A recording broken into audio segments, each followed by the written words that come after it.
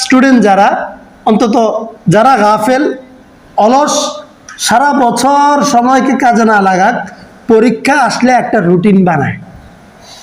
Routine কেন বানায়? সময়কে রুটিনের প্রেমে বাঁধার জন্য, তাই না? সময়কে কাজে লাগানোর জন্য রুটিন বানায়। কেন? এখন আমার সময়টাকে যে কোনোভাবে কাজে লাগাতে হবে, এই জন্য রুটিন বানায় তখন। এই জন্য সময়, আল্লাহ তাআলা এখানে সময়ের কসম খেয়েছেন। আল্লাহর কি কসম খেতে হয়? আলহামদুলিল্লাহ الذي أكرمنا بالإيمان وشرفنا بالإحسان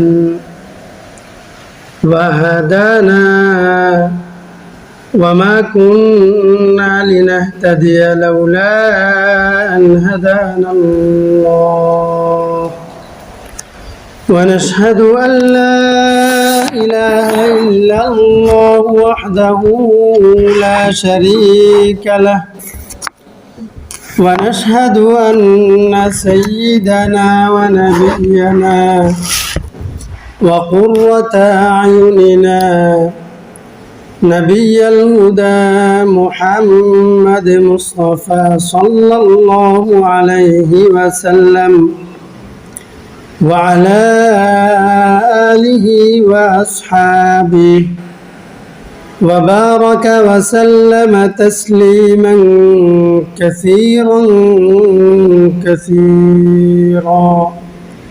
আমরা সবাই নামাজের মধ্যে যে দুরূদ পড়েছিলাম সেটা আমরা একবার পড়ব ইনশাআল্লাহ। اللهم صل على محمد وعلى آل محمد كما صليت على إبراهيم وعلى آل إبراهيم إنك حميد مجيد اللهم بارك على محمد وعلى آل محمد كما باركت على إبراهيم وعلى آل إبراهيم إنك حميد مجيد أما بعد فأعوذ بالله من الشيطان الرجيم بسم الله الرحمن الرحيم والعصر إن الإنسان لفي خسر إلا الذين آمنوا وعملوا الصالحات وتواصوا بالحق وتواصوا بالصبر صدق الله العظيم سبحانك لا علم لنا إلا ما علمتنا إنك أنت العليم الحكيم رب زدني علما رب اشرح لي صدري ويسر لي أمري واحلل عقدة من لساني يفقه قولي رب يسر ولا تعسر وتمم علينا بالخير الحمد لله আমরা প্রত্যেকে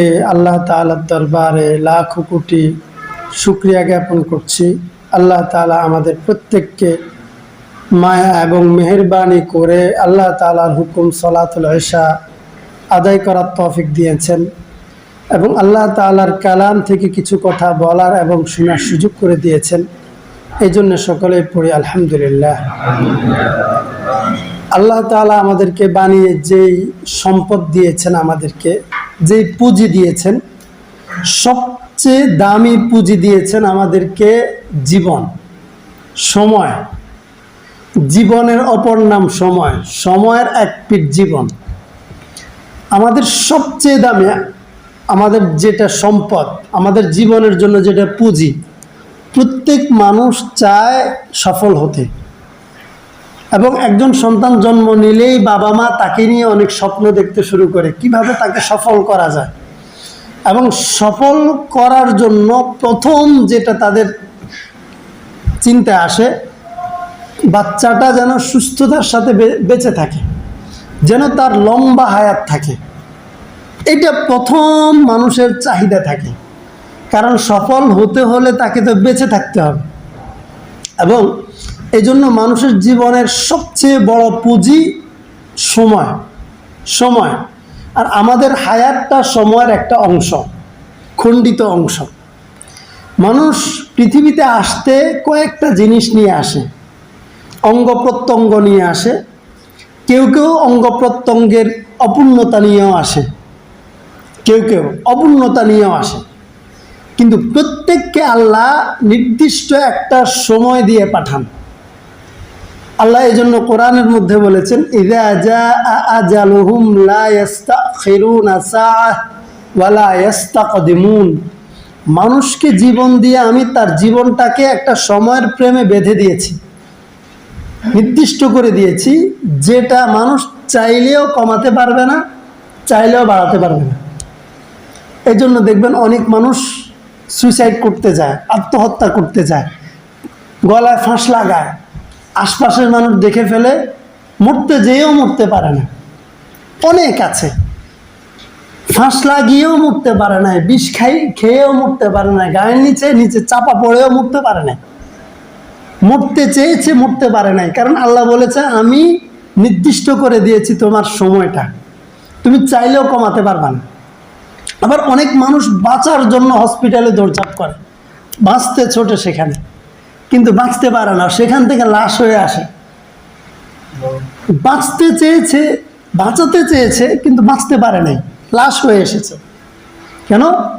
ওকে আল্লাহ এখনো সময় দিয়েছে, সে মরতে চেয়েছে, মরতে পারে না। কারণ আল্লাহ বলে তোর সময়, নির্ধারিত সময় শেষ হয় না। আবার সে বাঁচতে চেয়েছে কিন্তু বাঁচতে পারে না, আল্লাহ বলে সময় শেষ। এই জন্য মানুষের জীবনের সবচেয়ে বড় পুঁজি তার জীবন, সময় সবচেয়ে বড়। এই জন্য দেখবেন অনেকে যারা অপূর্ণতা নিয়েও আসে, হায়াত পেয়েছে 60 বছর 40 বছর, যা পেয়েছে পেয়েছে, কিন্তু তার দৈহিক অপূর্ণতা থাকে, অঙ্গ প্রত্যঙ্গে কারো 2 হাতই নাই, কিন্তু বিএ পাস করে সে চলে আসছে, পায়ে লিখে আসছে না, পাটাও নাই, সে মুখ দিয়ে কলম ধরে লেখে সে সফল হয়ে গেছে তার দুনিয়ার জীবনে। কিন্তু সে দুনিয়ার মানে দৈহিক অঙ্গ প্রত্যঙ্গের অপূর্ণতাও তাকে আটকাতে পারে নাই, সফল হয়েছে। কেন? তার মূল পুঁজি যেটা সময়, সেটাকে সে কাজে লাগিয়েছে, মূল সময়টাকে, পুঁজিটাকে কাজে লাগিয়েছে। তার দৈহিক অপূর্ণতাও তাকে আটকাতে পারেনি। আর আমাদের মতো আরো হাজারো সন্তান আছে যাদের দৈহিক পূর্ণতার শেষ নাই, তাকে দেখলে অন্য একজন আফসোস করে, ইস আমি যদি ওর মতো সুঠাম দেখি হতাম, আমার যদি অর্থনীতি তার মতো হতো, তার বাবার যেরকম অর্থনীতি আছে, তাকে সাপোর্ট দিচ্ছে যখন যা প্রয়োজন, আমার বাবার যদি সেরকম থাকতো, বই কিনতে প্রয়োজনে বই কিনতে পারছে, আমি পাচ্ছি না, সেশন ফি দিতে হবে, আমি পাচ্ছি না, সে পাচ্ছে, আমাকে বারবার ড্রপ করতে হচ্ছে, ফি দিতে পারিনি। এই যে অপূর্ণতা, অর্থনৈতিক অপূর্ণতা, এগুলো পূর্ণতা আছে যার, কিন্তু সে সফল হতে পারেনি। একটা জায়গায় সে ফেল, যে সে তার সময়টাকে কাজে লাগায়নি। আর সব কিছুতে তার কম আছে, কিন্তু সময়টাকে কাজে লাগিয়েছে, সে সফল হয়েছে। এই জন্য আজকে যে সূরাটা আমি তিলাওয়াত করেছি, এটা কোরআন শরীফের 103 নম্বর সূরা, 114 সূরার মধ্যে সিরিয়ালে 103, এবং সে অবতীর্ণের সিরিয়ালে সে মক্কায় অবতীর্ণ, অর্থাৎ রাসূলুল্লাহ সাল্লাল্লাহু আলাইহি ওয়াসাল্লাম মক্কা থেকে মদিনায় যখন চলে গিয়েছেন তার আগে এটা নাজিল হয়েছে। তো মক্কি সূরার মধ্যে সিরিয়ালে 17, কিন্তু দৈহিক কাঠামোর দিক থেকে একবারই ছোট, একেবারে ছোট, 2টা লাইন 3টা আয়াত, 2 লাইন। অর্থাৎ কোরআন শরীফের একবারে ছোট সূরা সূরাতুল কাউসার,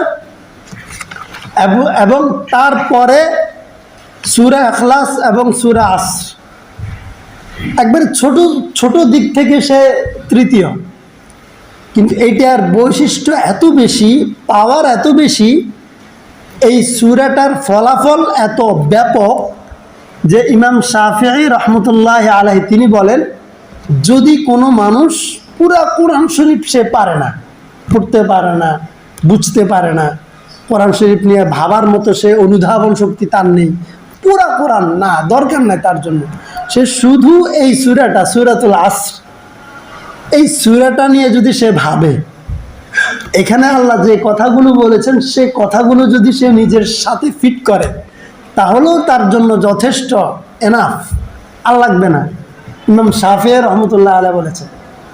এবং এই সূরা নাজিলের একটা প্রেক্ষাপট আছে, সেটা অনেকগুলো বিষয় আছে, তার মধ্যে গুরুত্বপূর্ণ যে বিষয়টা, আবু বকর সিদ্দিক রাদিয়াল্লাহু তাআলা, আমরা তো চিনি, যাকে ইসলামের ত্রাণকর্তা বলা হয়। আপনারা ইন্টারমিডিয়েটে নিশ্চয় পড়েছেন ইসলামিক হিস্ট্রিতে, সেখানে ইসলামিক হিস্ট্রির যে অংশ, হিস্ট্রির যে পার্ট আছে ইসলামিক হিস্ট্রি, সেখানে আছে আবু বকর সিদ্দিককে বলা হয় ইসলামের ত্রাণকর্তা, যিনি রাসূলুল্লাহ সাল্লাল্লাহু আলাইহি ওয়াসাল্লামের মৃত্যুর পরে ইসলামের কঠিন মুহূর্তে, কেউ ভাবতে পারেনি এই মুহূর্তে ইসলাম ধর্মের হাল ধরবে কে, তিনি ধরেছেন হাল এবং ঘুরে দাঁড়িয়েছেন ইসলাম এবং মুসলমানদেরকে নিয়ে, ব্যাক পেতে হয়নি। এর ওই ব্যক্তি, তিনি যখন ইসলাম গ্রহণ করছেন, এর আগে উনি অনেক বড় ব্যবসায়ী, সফল ব্যবসায়ী ছিলেন মক্কায়। তো যখন ইসলাম গ্রহণ করছেন, তখন দুনিয়ার সম্পদের প্রতি ওনার অনাস্থা তৈরি হয়েছে, যে এটার এত প্রয়োজন, আমি তো আসলটা পেয়ে গেলাম। তখন ওনার ব্যবসায় খরচ করতে করতে যখন ওনার ব্যবসায়, এখন উনি ব্যবসার দিকে মনোযোগ দিচ্ছেন না, দান করছেন, যা ছিল দান করছেন। ওনার একজন পার্টনার ছিল যে অমুসলিম ছিল, সে আফসোস করে বলে, আহায় আবু বকর, তুমি ইসলাম কবুল করার আগে কত সফল ব্যক্তি ছিলে, আরবের কত বড় ব্যবসায়ী ছিলে, অর্থনীতিতে তোমার কাছে অনেক বড় বড় ব্যবসায়ীরা পিছিয়ে ছিল, কিন্তু আজকে ইসলাম তোমাকে কিভাবে ধ্বংস করছে, নাউজুবিল্লাহ। সে বলছে, তার চিন্তা এটা যে ইসলাম আবু বকর সিদ্দিককে পিছিয়ে দিয়েছে, কারণ ইসলাম গ্রহণ করার কারণে তিনি অর্থনৈতিকভাবে দুর্বল হয়ে গেছে, এখন আর ব্যবসায়িকভাবে এত বেশি সময় দিচ্ছেন না, মানসিকভাবেও তিনি এটা কাজ করছেন না, তিনি এদিকেই সময় দিচ্ছেন, ওইদিকে কমতে এখন অনেকের তুলনায় উনি গরিব হয়ে গেছেন, একবারই গরিবদের একজন। তখন সে বলছে, হায় আফসোস করি, বন্ধুকে বন্ধু প্রবোধ দেয়, শুভাকাঙ্ক্ষীকে অথবা পার্টনারে বলে, তোমার সাথে আমি কত কোটি কোটি ডলারের ব্যবসা করতাম, এখন নাই, আর আমি তোমার জায়গায় এখন কোথায়, তুমি কোথায় চলে গেছো, কত পিছনে। তখন আবু বকর সিদ্দিক রাদিয়াল্লাহু তাআলা আনহু বলছে, বেকুব, আহমক, তুমি তো বুঝো নাই সফলতা কোথায় আর ব্যর্থতা কোথায়। আমি যদি সারা জীবন অর্থের ভিতরে পড়ে থাকি, নিজের জীবনের মূল অর্থ যদি ভুলে যাই, তাহলে আমার এই অর্থ আমার কি কাজে আসবে। আর এখন আমি অর্থকে দান করে বিলিয়ে দিয়ে জীবনের মূল অর্থ আমি খুঁজে পেয়েছি, সফলতার দিকে তো আমি এগিয়েছি, তুমি না। এই জন্য আল্লামা ইকবাল রাহিমাহুল্লাহ, যাকে ডক্টর ইকবাল হিসেবে সবাই চিনি, ডক্টর ইকবাল প্রাচ্যের অনেক বড় স্কলার ছিলেন, যিনি প্রাচ্যবিদদেরকে জ্ঞান বিতরণ করতেন, এত বড় জ্ঞানী পণ্ডিত ছিলেন। তিনি বলছেন যে, এবং পরবর্তীতে তিনি কিন্তু তার আত্মশুদ্ধির মাধ্যমে অনেক বড় আল্লামা হয়েছেন, ডক্টর থেকে আল্লামা হয়েছেন। তিনি বলেন, তুম শৌক সে কলেজ মে পড়ো, ফার্ক মে ঘুলো, তুমি যদি ফার্কে যেতে চাও ফার্কে যাও, কিন্তু আমার মতো দুর্বল একজন মানুষের একটা কথা তুমি মনে রাখো, রসুল, আল্লাহ রসুল আর আপনি হাকিকত কো না ভুলো। তুমি যেখানে যাও, কলেজ বিশ্ববিদ্যালয়ে পড়ো, তুমি ফার্কে ঘুরতে যাও, সরকারি তুমি ঝুলো আনন্দ করো, কোনো সমস্যা নেই, তুমি সর্বদা একটা কথা মনে রাখো, আমার বলা কথা, যে অবস্থায় যেখানে থাকো তিনটা কথা ভুলিও না। এক নম্বরে তোমার আল্লাহকে তুমি ভুলিও না, দুই নম্বরে তোমার রসুলকে তুমি ভুলিও না, তিন নম্বরে তোমার জীবনের বাস্তবতা তুমি ভুলে যেও না। এই তিনটা যদি তুমি মনে রাখতে পারো, তুমি কলেজ বিশ্ববিদ্যালয় যেখানে ইচ্ছা পড়ো, কোনো সমস্যা নেই, আপত্তি নেই। এই পড়াটাও কাজে লাগবে। ওই দিন ভাইদেরকে বলেছিলাম যে এই পড়াটাও সদকায়ে জারিয়ার সওয়াব দিবে আমাকে, যদি আমি এই তিনটা কথা মনে রাখতে পারি। এখন তো আমরা ম্যাক্সিমাম আমরা পড়াশোনা করি জীবিকার জন্য, তাই না? চাকরির জন্য, বলতে পারি যে নিজের জন্য, জীবিকা এবং চাকরি নিজের জন্য আত্মকেন্দ্রিক হয়ে গেছে আমরা। কিন্তু কেউ যদি জাতির জন্য পড়ালেখা করে, স্বজাতির জন্য যদি সে জ্ঞান অর্জন করে, বড় ডিগ্রি নেয়, সে যেটাই হোক, হতে পারেন আর্কিটেক্ট, হতে পারেন আপনি এই কি টেক্সটাইল ইঞ্জিনিয়ার হতে পারেন। আপনি যদি জাতির জন্য হন, এটাও আপনি যেন জাতিকে ফরজে কেফায়া মানে দায়িত্ব পালন থেকে আপনি তাদেরকে মুক্তি দিলেন। ফরজে কেফায়া কেমন? আমরা রমজানের শেষ 10 দিন এতেকাফে বসি না, এতেকাফে পড়া ফরজে কেফায়া। যদি ওই সমাজের কেউ না বসে, তাহলে ওই সমাজের সবাই গুনাহ হবে, কবিরা গুনাহ হবে। আর যদি কেউ একজন বসে সবার পক্ষ থেকে, তাহলে যে বসলো তার এই ইবাদত করার, এতেকাফ করার সওয়াব হলো, এবং যাদের পক্ষ থেকে বসলো সে সমাজের সব মানুষ গুনাহ থেকে মুক্তি পেল।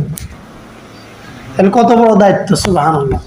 তাহলে যেই ব্যক্তি আজকে টেক্সটাইল ইঞ্জিনিয়ার হলো, সে যদি উম্মাহের জন্য হয়, তার এই সময়টাকে যদি সে এই চিন্তায়, সঠিক চিন্তায়, নিজের অস্তিত্বের বাস্তবতার সামনে রেখে, তাহলেও সে ওই ফরজে কেফায়ার দায়িত্বটা পালন করবে। খুব উত্তম একটা সাবজেক্ট আপনাদের। কেন? যে পোশাক, এটা হচ্ছে যে ওয়ালিবাসুত তাকওয়া যালিকা খায়র। কোরআন শরীফের মধ্যে আল্লাহ পোশাককে তাকওয়ার ভিত্তি বানিয়েছেন, এবং মানুষ যে পোশাক পরে এটা আল্লাহ প্রদত্ত, আল্লাহ প্রদত্ত পোশাক পরার সিস্টেমটা। সুতরাং এই পোশাকের পেছনে আপনাদের অবদান। তাহলে আপনি চিন্তা করেন যে আপনি কোন জায়গায় আসছেন, আল্লাহ এনেছে। আপনি যদি পোশাকই ডেভেলপ করতে পারেন পোশাক সেক্টরে, তাহলে একজন মানুষের পোশাক হয়তো ডিজাইন, যদি আপনি আপনার ওই তিনটা কথা মনে রাখেন ডিজাইন করতে গিয়ে, যে আপনার আল্লাহ, আপনার রসুলের চাহিদা কি, আপনার আল্লাহর চাহিদা কি, আপনার অস্তিত্বের বাস্তবতা কি, তাহলে ডিজাইনটা তো ওই রকম হবে, তাই না? আর যখন আপনার ডিজাইনে, আপনার উৎপাদন থেকে বা আপনার ইয়া থেকে যখন একটা পোশাক আসবে বাজারে, একটা কাপড় আসবে, এই কাপড় পরেই তো আমরা নামাজ পড়লাম। নামাজ পড়ার জন্য সতর ঢাকা ফরজ না? সতর ঢাকতে হলে কাপড় ফরজ। তাহলে দেখেন, নামাজ ফরজ, নামাজের জন্য পূর্ব শর্ত অজু। যিনি অজু শিখালেন আপনাকে, তিনি কি নামাজ, তার কাছ থেকে অজু শিখে আপনি নামাজ পড়লেন, তাহলে কি আপনার নামাজ পড়ার সে সওয়াবটাও তার অংশ হবে। তাহলে সতর ঢাকা ফরজ। আপনার অবদানে যদি এখানে যদি আপনারও অবদান থাকে সতর ঢাকার ব্যাপারে, তাহলে তো এখানে আপনি সওয়াব পেলেন। শুধু চিন্তা পরিশুদ্ধ করা, আত্মার পরিশুদ্ধতার মাধ্যমে। তো যাই হোক, এই জায়গায় সূরা আসর আবু বকর সিদ্দিককে বলেছেন যে তুমি তো পিছনে চলে গেছো। তো আবু বকর সিদ্দিক বলে, না আমি তো পিছনে, আমি তো জীবনের অর্থ খুঁজে পেয়েছি, আমি কেন পিছনে যাব? তো আল্লাহ তাআলা এই সূরার নামকরণ করেছেন সূরাতুল আসর। আসর মানে সময়, জীবন, যোগ, যেভাবে বলি। আরও সংক্ষেপে যদি বলি আসরের অর্থ বলি, আমাদের প্রত্যেকটা নিঃশ্বাস, এক একটা নিঃশ্বাস এক একটা আসরের অংশ, পার্ট, এক একটা নিঃশ্বাস। তো যখন মানুষের অঙ্গের হানি ঘটে মানুষ মারা যায় না, যখন নিঃশ্বাস বন্ধ হয় মানুষ মারা যায়, অর্থাৎ মানুষের জীবনটা অর্থহীন হয়ে যায়, তাই না? আর কাজে লাগে না। এই জন্য বলেছি যে শুরুতেই মানুষের জীবনের সবচেয়ে দামি সম্পদ সময়। আল ওয়াক্তু লা ইয়ানতাজিরু লি আহাদ, সময় কারোর জন্য অপেক্ষা করে না, তাই না? এই সময়টা কেমন, যে এটা বুঝার জন্য আপনি একটা আইস হাতে নেবেন, সময়টাকে বোঝার জন্য, নিজের জীবনটাকে বোঝার জন্য একটা আইস হাতে নেবেন। একটা আইসকে আপনি গ্লাসে রাখবেন অথবা একটা প্লেটে রাখবেন, সহজে দেখবেন। ফ্রিজের মধ্যে একটা আইস রাখবেন, আপনি সামনে রাখবেন। আপনি কোনো কাজ না করে 5 মিনিট বসে থাকবেন ওর দিকে তাকিয়ে, দেখবেন যে আপনি কোনো কাজ করেন নাই, 5 মিনিট পরে আইসটা নাই, গলে পানি হয়ে গেছে। আপনি তো থেমেছিলেন কিন্তু ও থেমে থাকেনি। এই জন্য শেখ সাদি রাহিমাহুল্লাহ বলেছেন যে একজন বরফ বিক্রেতাকে দেখে আমি জীবনের অর্থ বুঝেছি, বরফ বিক্রেতা থেকে আমি জীবনের অর্থ খুঁজে পেয়েছি। কেমন? বরফ বিক্রেতা যদি বরফ বিক্রি করতে না পারে, অলস বসে থাকে, তবুও তার বরফ গলে যাবে। সে বসে থাকবে না, হায় আমার মালিক বিক্রি করতে পারলো না, আমি যদি গলে নিঃশেষ হয়ে যায় তার কি উপায় হবে, তার পুঁজি শেষ হয়ে যাবে। সে এটার তোয়াক্কা করে না, সে নিজের গতিতে চলে, সময় নিজের গতিতে চলে। এই জন্য আল্লাহ এখানে সময়ের কসম খেয়েছেন। এবং সময়ের আরেকটা গুরুত্বপূর্ণ বিষয় হচ্ছে যে সময়, মানুষ যখন যা করবে সময়ের পিঠে ভর করে করতে হয়। আমরা এখন এখানে বসে আছি না, সময়ের পিঠে ভর করে বসে আছি। আমি যখন ঘুমাবো আমার তখন পড়ালেখা বন্ধ, খাওয়া দাওয়া বন্ধ, ইবাদত বন্দেগী বন্ধ, আমার সব কিছু অফ, কিন্তু ঘড়ির কাঁটা টিক টিক টিক ঘুরতে থাকবে। আমি যদি বুদ্ধি করে ঘড়ির কাঁটা যেন ঘুরতে না পারে, আমি ব্যাটারি খুলে ফেলি। আমি হয়তো ঘুম থেকে উঠে দেখব যে ঘুমানোর আগে ঘড়ির কাঁটা যেখানে ছিল সেখানে আছে, কিন্তু ঘড়িকে যে সূর্যের সময় নির্ণয় করার জন্য, গতিবিধি আমাকে বোঝানোর জন্য ঘড়ির তৈরি হয়েছে, সেই সূর্য থেমে থাকবে না, সেটা তার গতিতে। ঘুম থেকে উঠে দেখব ঘড়ির কাঁটা জায়গায় আছে, কিন্তু সূর্যিমামা মাথা থেকে পূর্ব দিগন্ত থেকে পশ্চিম দিগন্তে চলে আসছে। তো সময়, আমাকে যা করব সময় দিয়ে করতে হবে। আমি পড়ালেখা করব সময়। এই জন্য দেখবেন স্টুডেন্ট যারা, অন্তত যারা গাফেল, অলস, সারা বছর সময়কে কাজে না লাগাক, পরীক্ষা আসলে একটা রুটিন বানায়। রুটিন কেন বানায়? সময়কে রুটিনের প্রেমে বাঁধার জন্য, তাই না? সময়কে কাজে লাগানোর জন্য রুটিন বানায়। কেন? এখন আমার সময়টাকে যে কোনোভাবে কাজে লাগাতে হবে, এই জন্য রুটিন বানায় তখন। এই জন্য সময়, আল্লাহ তাআলা এখানে সময়ের কসম খেয়েছে। আল্লাহর কি কসম খেতে হয়? কসম খেতে হয় না। কিন্তু কেন খেয়েছেন? একটাই কারণ বলি, যাদের জন্য কসমটা খেয়েছেন, যে কথাগুলো এখানে বলবেন, যাদের জন্য বলবেন তাদের একটা বৈশিষ্ট্য, অর্থাৎ আমাদের জন্য বলবেন তো আমাদের একটা বৈশিষ্ট্য, সহজে কারো কোনো কথা বিশ্বাস করতে চায় না, মানতে চায় না, বুঝতে চায় না। তো বুঝাতে হলে কসম খাইতে হয়। দেখবেন আমরা একজনে যখন দেখবেন সহজে কসম, আমি গেছি, আমি দেখছি, কসম বলি না, এই ভাই আমার 1000 টাকা দাও, কসম আমার কাছে কোনো টাকা নেই, কসম। এই কসম বিশ্বাস করানোর জন্য আমরা কসম খাই, এটা আমাদের একটা বৈশিষ্ট্য। তো আল্লাহ তাআলা আমাদের অভ্যাসের দিকে তাকিয়ে এখানে কসম খেয়েছেন। আসলে আল্লাহর কসম খাওয়ার কোনো দরকার নেই। এরপরও আল্লাহ নিজে যেখানে কসম খেয়েছেন, আমার মতো মানুষ কসম খাইলে যদি আমার কথাটার ওজন, গুরুত্ব এত বেড়ে যায়, তাহলে আল্লাহ যদি কসম খায় তাহলে এই কথাটার দাম কত বেশি। সুবহানাল্লাহ। স্বাভাবিকভাবে আল্লাহ কসম খায়, আল্লাহ বললে এটা তো মানতেই হয়, সেখানে আল্লাহ কসম খেয়ে বলছেন। তাহলে এই কথাটা তো আমাদেরকে কিভাবে, আমার ওই পড়ার রুটিনের মধ্যে এই কথাটাও বেঁধে দিতে হবে, তাই না? এরকম আমার জীবনের সাথে এই কথাগুলো একবারে বেঁধে রাখতে হবে। সেটা কি কথা? আল্লাহ কসম খেয়ে আমাদেরকে বলছেন, ইন্নাল ইনসানা লাফি খুসর। ওই যে লোকটা আবু বকর সিদ্দিককে বলছে, আবু বকর সিদ্দিক নিজে ক্ষতিগ্রস্ত হয়ে গেছে, তো আল্লাহ এই কথার জবাবে তিনি এই সূরা নাজিল করে বলছেন যে না, কসম খেয়ে আল্লাহ নিজে বলছেন, না, আবু বকর সিদ্দিক ক্ষতিগ্রস্ত না, তুমি ক্ষতিগ্রস্ত। এবং তোমার বৈশিষ্ট্যের যারা, তারা ক্ষতিগ্রস্ত। এবং তারা কারা এটা তো আমাদেরও বুঝতে হবে, তাই না?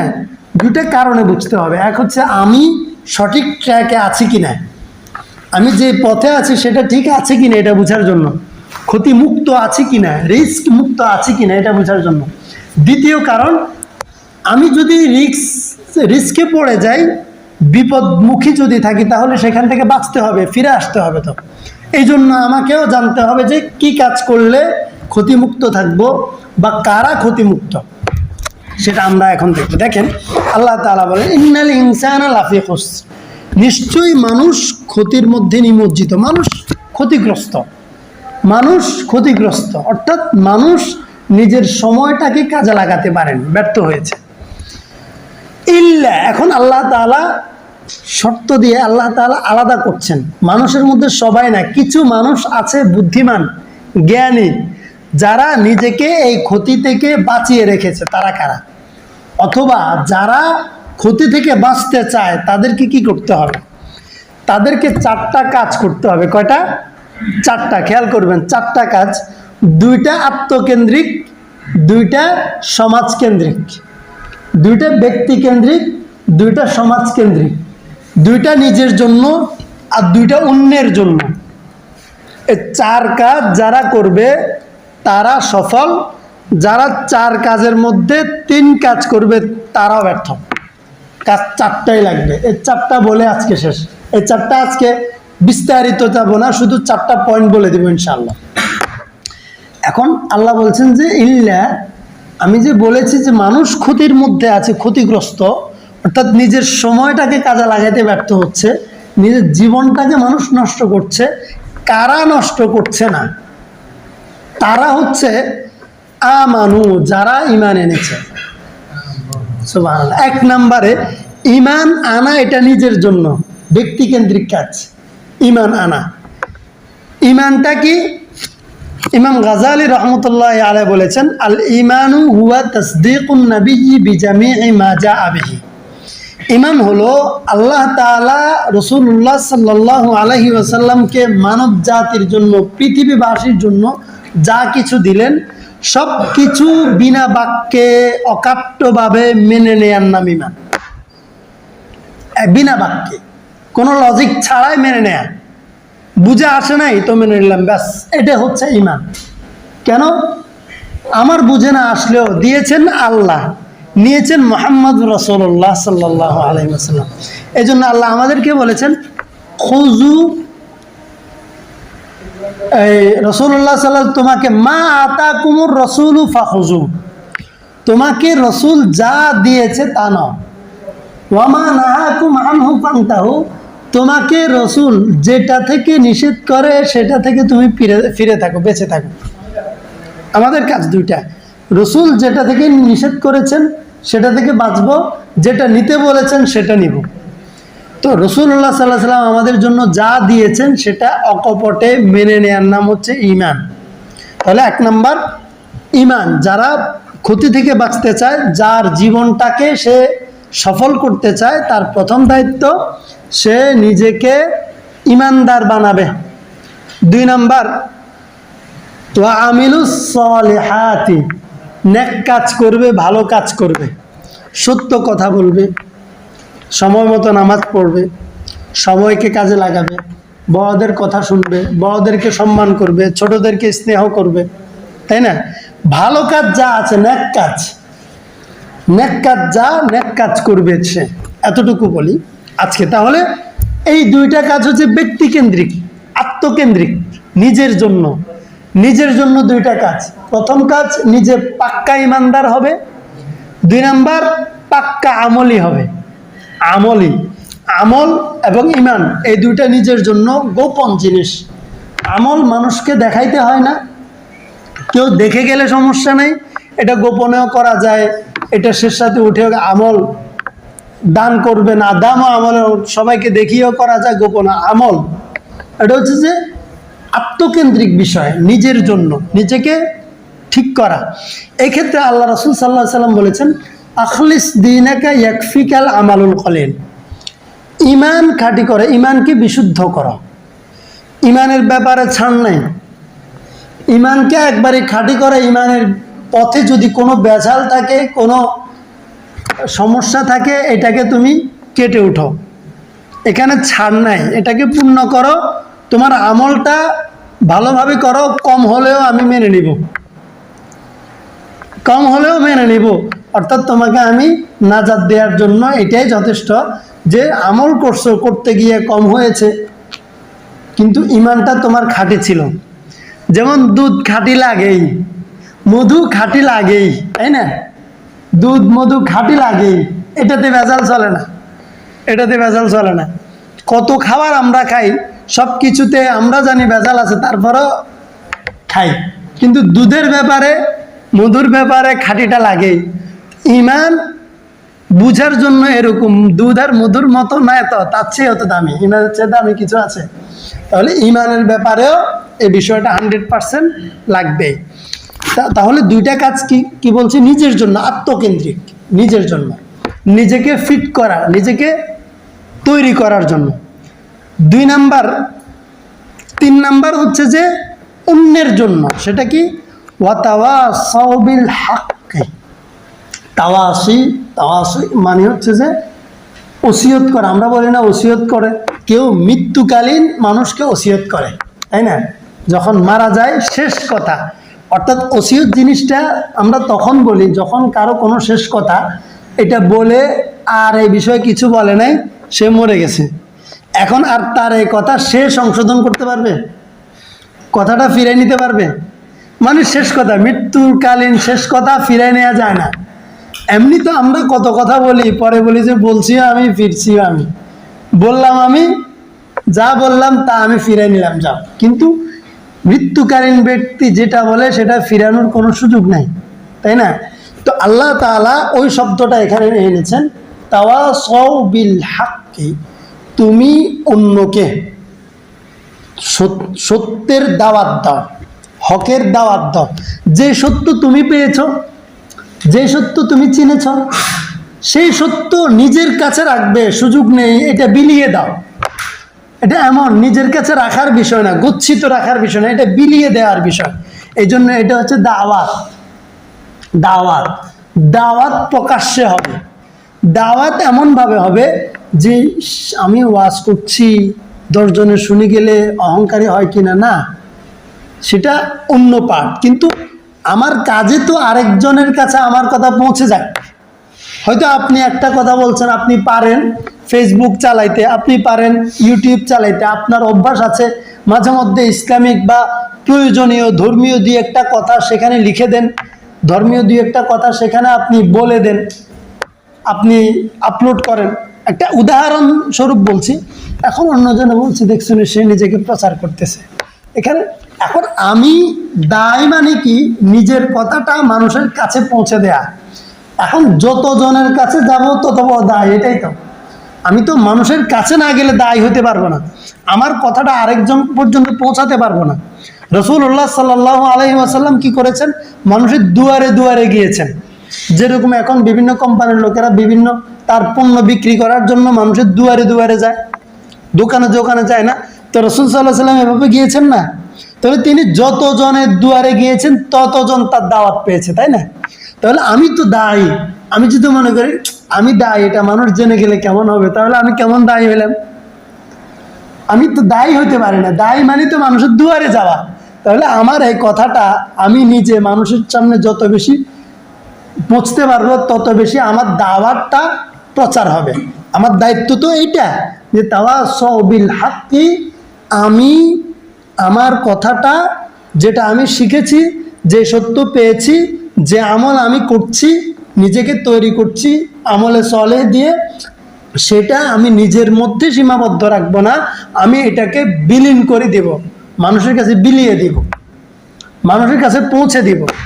এখন ছোট্ট একটা কথা, অনেক সময় আমরা চিন্তা করি, ধরেন না 10টা টাকা দিলাম রাস্তা, আল্লাহ রাস্তায় দান করলাম, হঠাৎ মনে হলো আমার বাবার জন্য নিয়ত করলাম, বাবা মারা গেল, হ্যাঁ, না আল্লাহ আমার বাবার জন্য এই 10টা টাকা সওয়াব আল্লাহ আপনি তার কবরে পৌঁছে দেন।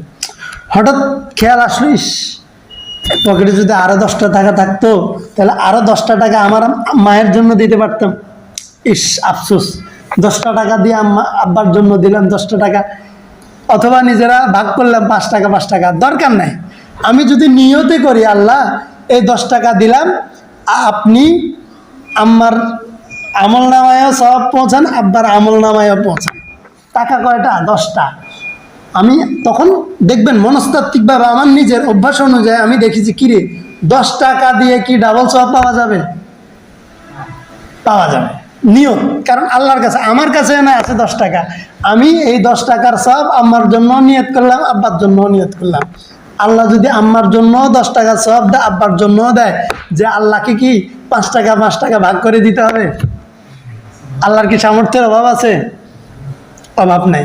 আল্লাহ ঠিক আপনার মায়ের জন্য দিলেন 10 টাকা, সওয়াব পাইলেন 20 টাকা নিয়তের কারণে আল্লাহর কাছে। কারণ চাইলেন এমন একজনের কাছে, তিনি যদি ভাগ করে দেন তাহলে তো তার মর্যাদা, আত্মমর্যাদা লাগে, গায়রতে লাগে।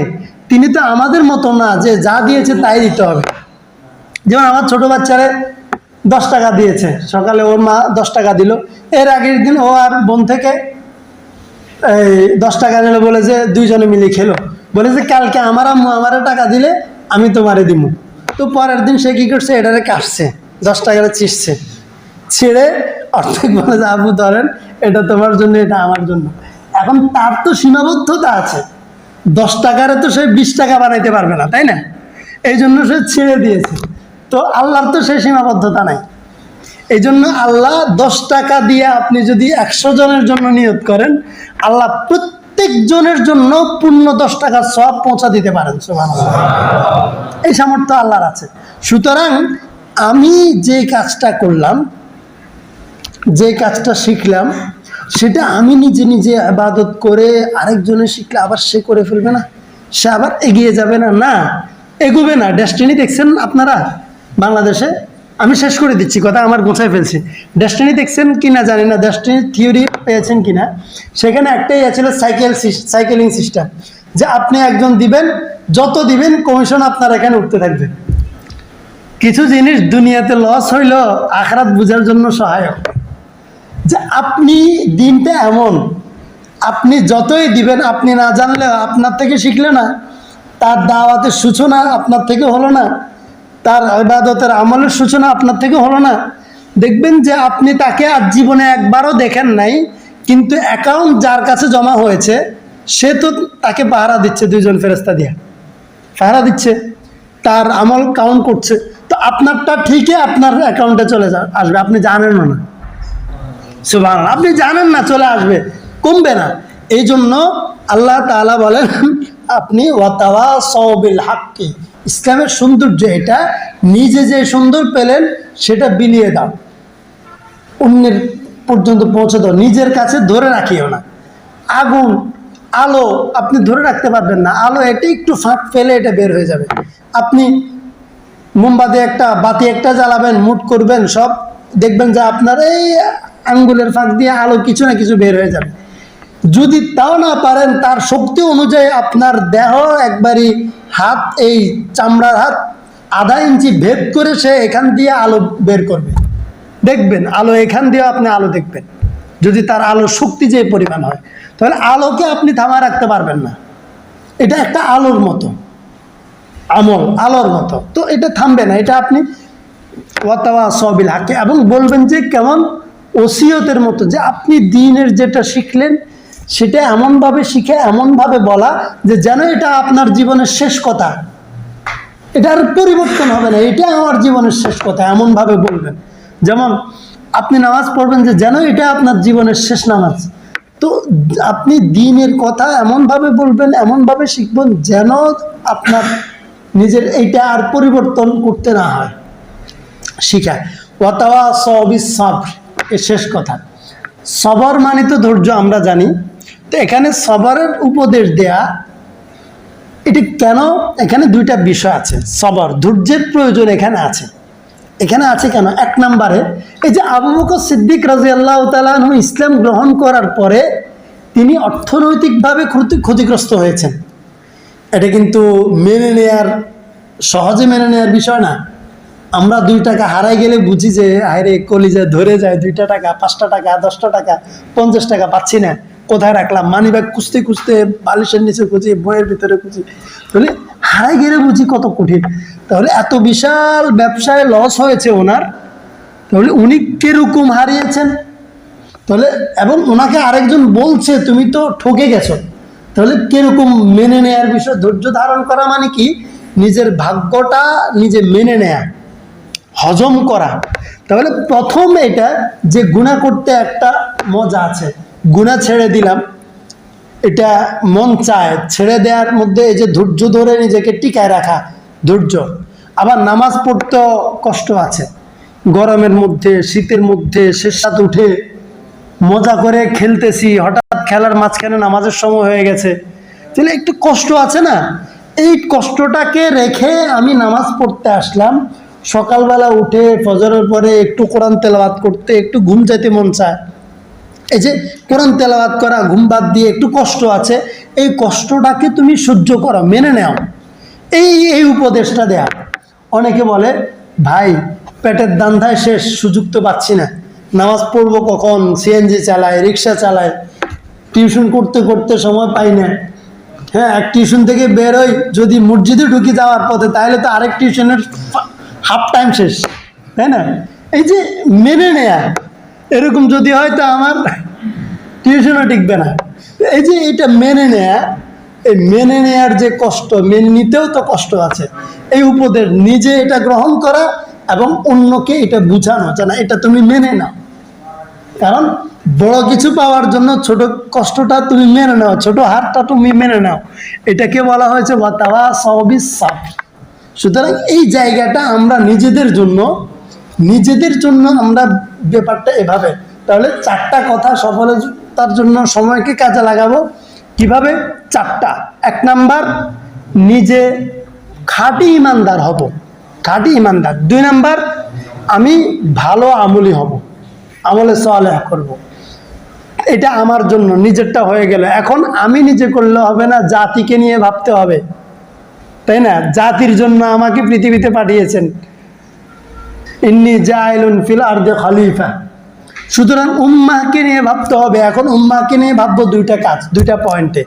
তাকে আমি আমার যে সত্য পেয়েছি সেটা তাকে দিব, তাকে জানাবো, এবং আমি যেরকম অনেক কিছু পিছনে ফেলেছি, মেনে নিয়েছি, ধৈর্য ধারণ করেছি, কষ্ট সহ্য করেছি, অনেক কিছু হারিয়েও আমি একবারে ধৈর্যের সাথে থেকেছি, মেনে এইটা তাকে আমি এটা বুঝাবো। যদি কিছু হারিয়ে ফেলো যাক অসুবিধা নেই, তুমি সেটা মেনে নাও, কিন্তু যেটা পেয়েছো সেটার গুরুত্ব বুঝো। ইনশাআল্লাহ তাআলা আমরা আমাদের এই স্টুডেন্ট লাইফটাও যদি আমরা এই সময়ের এই ফ্রেমে যদি আমরা কাটাতে পারি, ইনশাআল্লাহ আমাদের এই ছাত্র জীবনটাও সুন্দর হবে। কারণ জীবনের সবচেয়ে বড় পুঁজিটা কি বলেন? সময়। জীবনের এই চেয়ে বড় পুঁজি আল্লাহ তাআলা কাউকে দেন না, সময়। সময়কে মূল্যায়ন করব, সময়কে কাজে লাগাবো ইনশাআল্লাহ তাআলা। সময় কারো সাথে প্রতারণা করেনি, আবার কারো জন্য অপেক্ষাও করেনি।